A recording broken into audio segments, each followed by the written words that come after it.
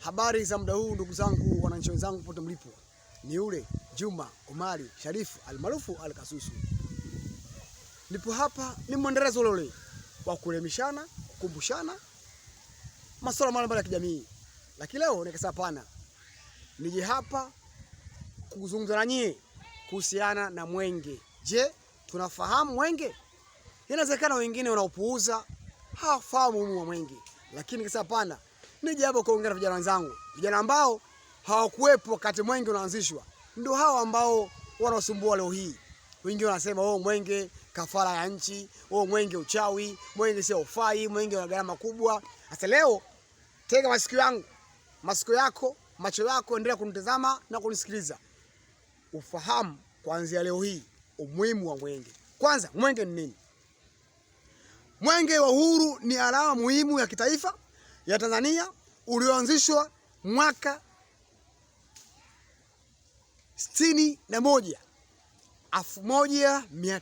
1961 tarehe 9 mwezi wa 12, siku ya uhuru.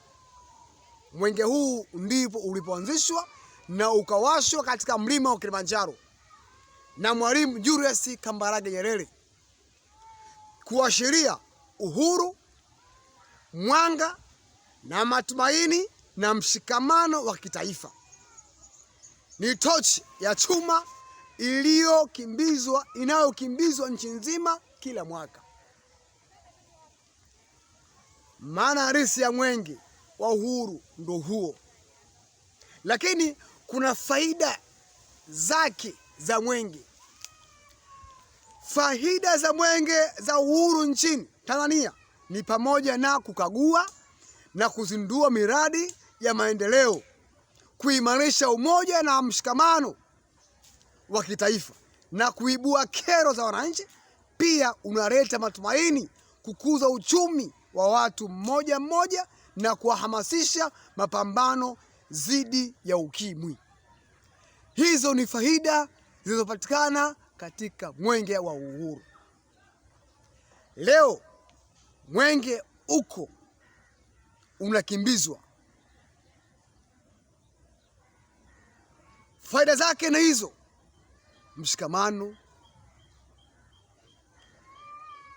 umoja na pia kuitangaza nchi. Sasa usipuuze mwenge. Mwenge una thamani kubwa katika nchi. Mwalimu Julius Kambarage Nyerere hayati tarehe 9 mwezi wa 12 mwaka 61 aliuwasha mlima Kilimanjaro.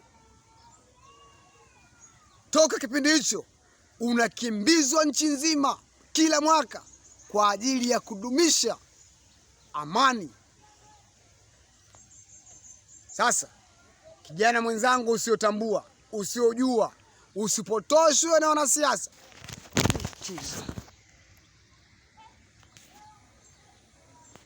Usipotoshwe na wanasiasa wasioitakia mema nchi yetu na baadhi ya viongozi wa dini kupotosha. Mwenge si zindiko, mwenge si uchawi, bali mwenge wa uhuru ni nyanjo muhimu katika taifa. Asante sana.